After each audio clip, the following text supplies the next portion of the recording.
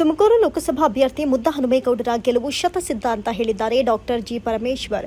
ತುಮಕೂರು ಜಿಲ್ಲೆಯ ಕೊರಟಗೆರೆ ವಿಧಾನಸಭಾ ಕ್ಷೇತ್ರದ ತೋವಿನಕೆರೆ, ಹೊಳವನಹಳ್ಳಿ, ಕಸಬಾ, ಪುರವಾರ, ಕೊಳಾಲ ಸೇರಿದಂತೆ 6 ಹೋಬಳಿಯಲ್ಲಿ ಪ್ರಚಾರವನ್ನು ಮಾಡಿದ್ದಾರೆ ಡಾಕ್ಟರ್ ಜಿ ಪರಮೇಶ್ವರ್. ಕಾರ್ಯಕ್ರಮದಲ್ಲಿ ಗೃಹ ಸಚಿವರಾದ ಡಾಕ್ಟರ್ ಜಿ ಪರಮೇಶ್ವರ್ ಮಾತನಾಡಿ, ಲೋಕಸಭೆಯಲ್ಲಿ 5 ಬಾರಿ ಗೆದ್ದ ಬಸವರಾಜ್ 25 ವರ್ಷಗಳ ಕಾಲ ಲೋಕಸಭೆ ಸದಸ್ಯರಾದ ಮೇಲೆ ಯಾವ ಅಭಿವೃದ್ಧಿ ಕೆಲಸ ಮಾಡಿದ್ದೀರಿ? ಒಂದೇ ಒಂದು ಕೆಲಸ ತೋರಿಸಿ. ನಿಮ್ಮ ಕೆಲಸ ಜಿಲ್ಲೆಯಲ್ಲಿ ಶೂನ್ಯ. ಬಿಜೆಪಿ ಪಕ್ಷದಲ್ಲಿ ತುಮಕೂರು ಜಿಲ್ಲೆಯ ಬಿಜೆಪಿ ನಾಯಕರು ಯಾರೂ ಇಲ್ಲ ಎಂದರು. ಹಾಗಾಗಿ ಸೋಮಣ್ಣನವರಿಗೆ ತಂದು ಬಲಿಪಶು ಮಾಡ್ತಾ ಇರುವಂತಹ ಬಿಜೆಪಿ ಹಿಂದಿನ ಲೋಕಸಭಾ ಚುನಾವಣೆಯಲ್ಲಿ ಮುದ್ದಹನುಮೇಗೌಡರಿಗೆ ಎಲ್ಲಿ 35,000 ಮತಗಳ ಅಂತರದಿಂದ ಗೆಲ್ಲಿಸಿದ್ರು. 2019ರ ಚುನಾವಣೆಯಲ್ಲಿ ಮುದ್ದಹನುಮೇಗೌಡರು ದೇವೇಗೌಡರಿಗೆ ಗೆಲ್ಲಿಸೋದಕ್ಕೆ ಪ್ರಯತ್ನ ಮಾಡಿದ್ರು. ಮುದ್ದಹನುಮೇಗೌಡರಿಗೆ ಮತ್ತೊಮ್ಮೆ ಗೆಲ್ಲಿಸೋದಕ್ಕೆ ನಾವೆಲ್ಲರೂ ಕೆಲಸ ಮಾಡಬೇಕಿದೆ ಎಂದರು. ನನ್ನ ರಾಜಕೀಯ ಜೀವನದಲ್ಲಿ ತೋವಿನಕೆರೆ ಹೋಬಳಿ ಅತಿ ಮುಖ್ಯವಾದದ್ದು. ಕೊರಟಗೆರೆ ಮತ್ತು ಮಧುಗಿರಿಯ ಜನರಿಂದ ನಾನು ರಾಜಕೀಯಕ್ಕೆ ಪ್ರವೇಶ ಮಾಡಿದ್ದೇನೆ. ವರುಣಾದಲ್ಲಿ ಸಿದ್ದರಾಮಯ್ಯನವರ ಕಡೆಯವರು ಸೋಮಣ್ಣಗೆ ಮಣ್ಣು ಮುಕ್ಕಿಸಿದ್ದಾರೆ. ಸೋಮಣ್ಣಗೆ ಬಲಿಪಶು ಮಾಡೋದಕ್ಕೆ ಹೊರಟಿದ್ದಾರೆ ಎಂದರು. ಕೇಂದ್ರ ಸರ್ಕಾರ 10 ವರ್ಷಗಳಲ್ಲಿ ರೈತರಿಗೆ ಯಾವ ನೆರವು ನೀಡಿದ್ದೀರಿ? ರೈತರ ಸಾಲ ಮನ್ನಾ ಮಾಡಲಿಲ್ಲ. ಕೇಂದ್ರ ಸರ್ಕಾರ ರೈತರು ಬೆಳೆಯುವಂತಹ ಬೆಳೆಗಳಿಗೆ ಬೆಂಬಲ ಬೆಲೆ ಕೊಡೋದಕ್ಕಾಗಲಿಲ್ಲ. ಲಕ್ಷಾಂತರ ಜನರಿಗೆ ನಮ್ಮ ಗ್ಯಾರಂಟಿ ಕೊಟ್ಟಿದ್ದೇವೆ. ಮನೆಯ ಯಜಮಾನಿಗೆ ಸಾಕಷ್ಟು ಸಹಾಯ ಆಗಿದೆ ಎಂದರು. ನಿಮ್ಮಗಳ ಆಶೀರ್ವಾದದಿಂದ ರಾಜ್ಯದಲ್ಲಿ ನಾನು 3 ಬಾರಿ ಗೃಹ ಸಚಿವನಾಗಿದ್ದೇನೆ. ಕುಮಾರಸ್ವಾಮಿಯವರು ನಮ್ಮ ಹೆಣ್ಣು ಮಕ್ಕಳಿಗೆ ದಾರಿ ತಪ್ಪಿಸಿದ್ದಾರೆ ಅಂತ ಹೇಳ್ತಾರೆ. ನಮ್ಮ ಹಳ್ಳಿಗಳಲ್ಲಿ ಇದು ಬೇರೆನೇ ಅರ್ಥ ಆಗುತ್ತೆ. ಇಡೀ ರಾಜ್ಯದ ಮಹಿಳೆಯರಿಗೆ ಕ್ಷಮೆ ಕೇಳುವಂತೆ ಒತ್ತಾಯ ಮಾಡಿದ್ದೆ. ಮುದ್ದಹನುಮೇಗೌಡರು ನಿಮ್ಮಗಳ ಸೇವೆ ಮಾಡ್ತಾರೆ. ಎಲ್ಲ ಹೋಬಳಿಗಳು ಹೆಚ್ಚು ಲೀಡ್ ಕೊಡುವಂತಹ ವಿಶ್ವಾಸವಿದೆ ಎಂದರು. ಸತೀಶ್ ಎಸ್, ಮಾತೃ ಟಿವಿ, ಕೊರಟಗೆರೆ.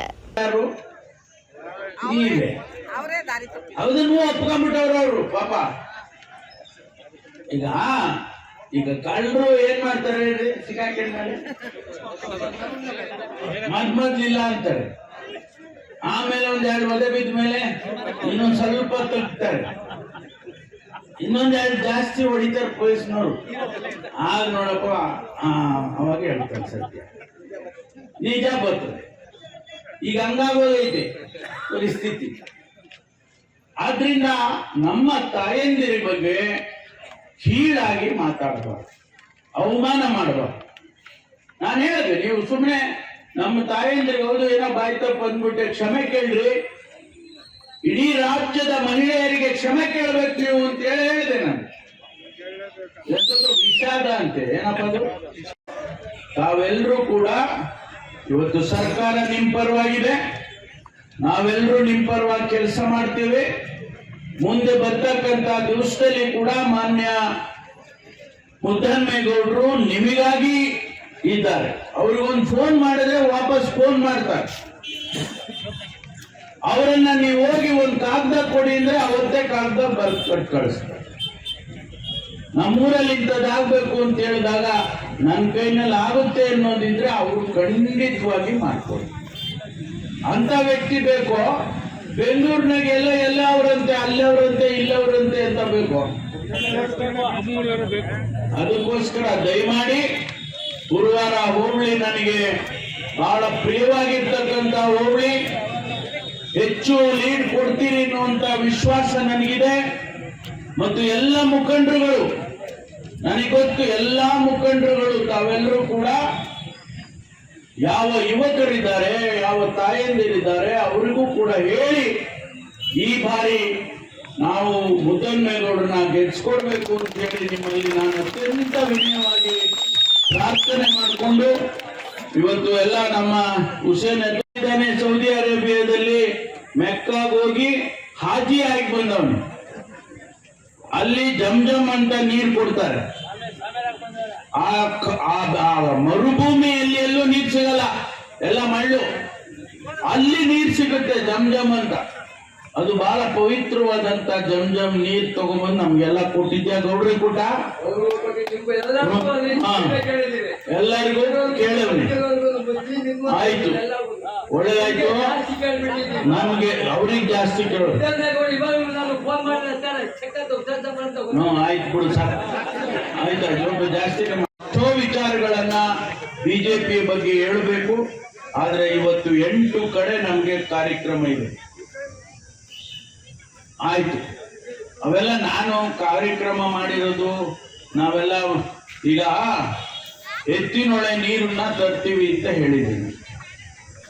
13,500 ಕೋಟಿ ರೂಪಾಯಿ ಯೋಜನೆ ಮಾಡಿದ್ಯಾರು? ನಾವೇ ಮಾಡಿದ್ವಿ. ಇವತ್ತು ಅದು 23,000 ಕೋಟಿ ಆಗಿದೆ. ಆದ್ರೂ ಕೂಡ ಇನ್ನು 1.5 ವರ್ಷದಲ್ಲಿ ಎತ್ತಿನೊಳೆ ನೀರು ತಗೊಂಡ್ಬರ್ತೀವಿ ಅಂತ ಹೇಳಿದ್ದೀನಿ.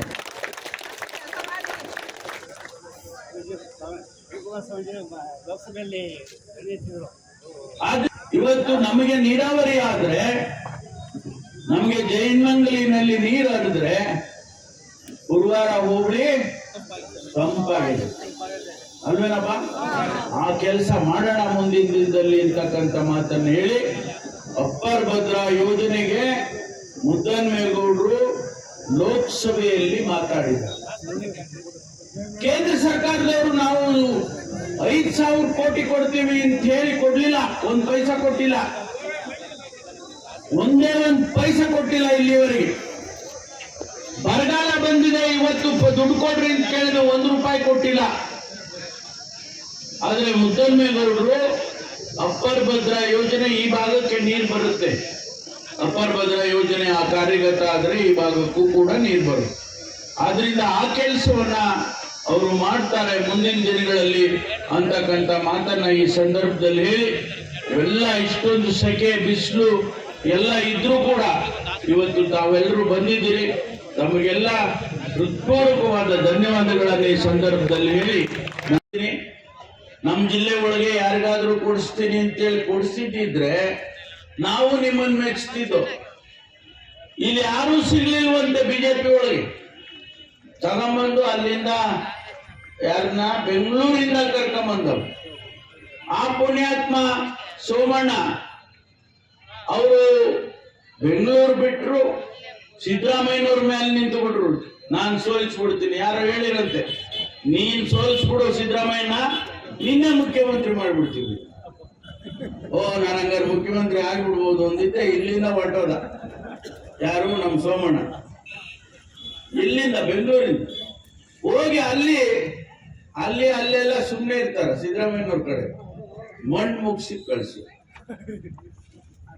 ಅಲ್ಲಿ ಹೋಗ್ಲಪ್ಪ, ಒಂದು ಕ್ಷೇತ್ರದಲ್ಲಿ ಯಾರ ನಿಂತ್ಕೋಬೇಕ, ಎರಡೆರಡು ನಿಂತರು, 2 ಕ್ಷೇತ್ರದಲ್ಲಿ ನಿಂತರು, ವರುಣಾದಲ್ಲಿ ಮತ್ತು ಚಾಮರಾಜನಗರದಲ್ಲಿ 2 ಸೋತ್ರು ಬಂದ್ರು. ಯಾರು ಹೇಳಿದ್ರು, ಈ ಬಸವರಾಜ್ ಹೋಗಿ ಹೇಳಿ ಅವನ್ ಕರ್ಕೊಂಬಂದು ನಮ್ಮ ಸೋಮಣ್ಣನ ಇವತ್ತು ಪಾಪ ಬಲಿಪಶು ಮಾಡಕ್ ನಿಲ್ಸಿದ್ರು. ನಾನು ಅವ್ರ ಬಗ್ಗೆ ವೈಯಕ್ತಿಕವಾಗಿ ನಮ್ಗೇನು ದ್ವೇಷ ಇಲ್ಲ, ನಾವು ಅವ್ರ ಬಗ್ಗೆ ಏನು ಮಾತಾಡಕ್ ಹೋಗೋದು. ನಾನು ಇಷ್ಟೇ ನಿಮ್ಮಲ್ಲಿ ಕೇಳ್ಕೊಳ್ತೇನೆ, ಕೇಂದ್ರ ಸರ್ಕಾರ 10 ವರ್ಷದಲ್ಲಿ ರೈತರಿಗೆ ಏನು ಮಾಡಿದ್ದಾರೆ? ಮನಮೋಹನ್ ಸಿಂಗ್ ಅವರಿದ್ದಂತ ಸಂದರ್ಭದಲ್ಲಿ 72,000 ಕೋಟಿ ರೈತರ ಸಾಲ ಇಡೀ ದೇಶದಲ್ಲಿ ಮನ್ನಾ ಮಾಡಿದ್ರು. ಬಹಳಷ್ಟು ಜನ ನಮ್ಮೂರಿನ ರೈತರಿಗೂ ಕೂಡ ಅನುಕೂಲ ಆಯ್ತು. ನೀವು 10 ವರ್ಷದಲ್ಲಿ ಪರಿಪರಿಯಾಗಿ ಕೇಳ್ಕೊಂಡ್ರು ರೈತರು, ನಮ್ ಸಾಲ ಮನ್ನಾ ಮಾಡಿ.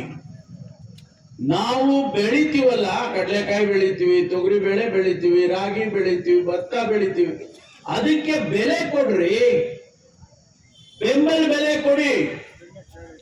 ಅದಕ್ಕಾಗಿ ಹೋಗಿ ಪ್ರತಿಭಟನೆ ಮಾಡಿದ್ರು ಡೆಲ್ಲಿ ಒಳಗೆ. 1 ವರ್ಷ ಸತತವಾಗಿ ರೈತರು ಬೀದಿನಲ್ಲಿದ್ರು. ಅಲ್ಲೆಲ್ಲ ಅವರೇ ಬೀದಿನಲ್ಲಿ ರಸ್ತೆ ಒಳಗೆ ಅಡಿಗೆ ಮಾಡಿಕೊಂಡು ಅಲ್ಲೇ ಮಲ್ಕೊಂಡು ನೆಲದ ಮೇಲೆ ಮಲ್ಕೊಂಡು.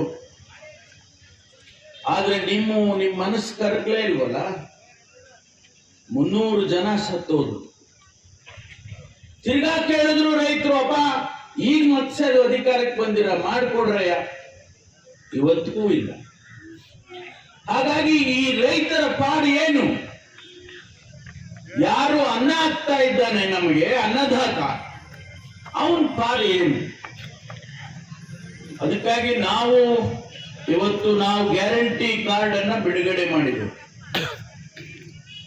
ಈ ಗ್ಯಾರಂಟಿ ಕಾರ್ಡ್ ನ ಕಳೆದ ಬಾರಿ ನಾವು ಗ್ಯಾರಂಟಿ ಕಾರ್ಡ್ ಕೊಟ್ಟು ಕಳೆದ ಚುನಾವಣೆ ಅಸೆಂಬ್ಲಿ ಒಳಗೆ ಬಹಳ ಜನ ಟೀಕೆ ಮಾಡಿದ್ರು. ಭಾರತೀಯ ಜನತಾ ಪಾರ್ಟಿಯವರಂತೂ ನಮ್ಮನ್ನ ವಿಪರೀತ ಟೀಕೆ ಮಾಡಿದ್ರು. ಆ ಕಾರ್ಡ್ ಕೊಟ್ಟಾಗ ಇವರೆಲ್ಲ ಗ್ಯಾರಂಟಿ ಅಂತ ಕೊಟ್ಟವ್ರೆ, ಸುಳ್ಳು ಕಾರ್ಡು, ಶಿವಕುಮಾರ್ ಸೈನ್ ಮಾಡವ್ರೆ, ಸಿದ್ದರಾಮಯ್ಯ ಸೈನ್ ಮಾಡವ್ರೆ, ಅದೆಲ್ಲ ಸುಳ್ಳು ಕಾರ್ಡು. ಕೆಲವರು ತಗೊಳ್ಳೇ ಇಲ್ಲ ಹೆಣ್ಮಕ್ಳು ಪಾಪ.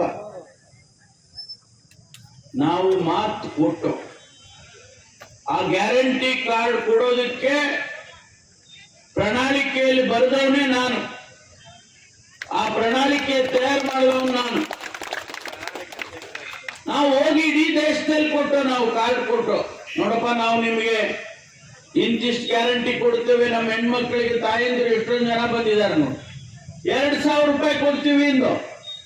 ನಂಬಲೇ ಇಲ್ಲ. ವಿದ್ಯುತ್ ಶಕ್ತಿ ಮುಫತ್ ಮಾಡ್ತೀವಿ ಇಂದು. ನಂಬಲೇ ಇಲ್ಲ.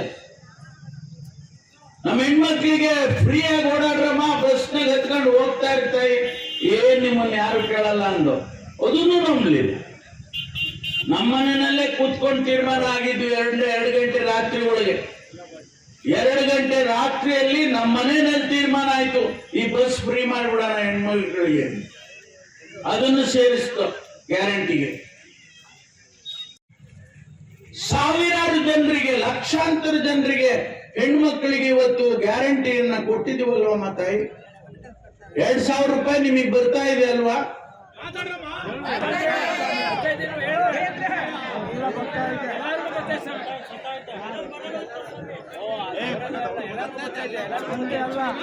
ಇವತ್ತು 24,000 ರೂಪಾಯಿ ಆಗುತ್ತದು ಒಂದು ವರ್ಷಕ್ಕೆ. 24,000. ಕೆಲವು ಹೆಣ್ಮಕ್ಳು ಚೀಟಿ ಹಾಕ್ತಾರೆ, ಕೆಲವು ಹೆಣ್ಮಕ್ಳು ಫೀಸ್ ಕಟ್ತಾರೆ ಮಕ್ಕಳದು, ಕೆಲವು ಹೆಣ್ಮಕ್ಳು ಸಾಲ ತಗೊಳ್ತಾರೆ, ಚೀಟಿ ಕಟ್ತಾರೆ. ಇವತ್ತು ಅವರಿಗೆ ಉಪಯೋಗ ಆಗಿದೆ ಅಲ್ವಾ? ಯಾರೋ ಚೀಟಿ ಕಟ್ಟು ಮಾಡಿಸಿ ನಿಮ್ಗೇನ್ರಿ ಕಟ್ಬೋದು, ಮಾಡಿಸ್ಕೊಳ್ಳಿ. ಅದಕ್ಕೆ ನಾವು ಇವತ್ತೇನ್ ಹೇಳ್ತಾ ಇದ್ದೀವಿ, ಗ್ಯಾರಂಟಿ ಕಾರ್ಡ್ 24,000 ರೂಪಾಯಿಗೆ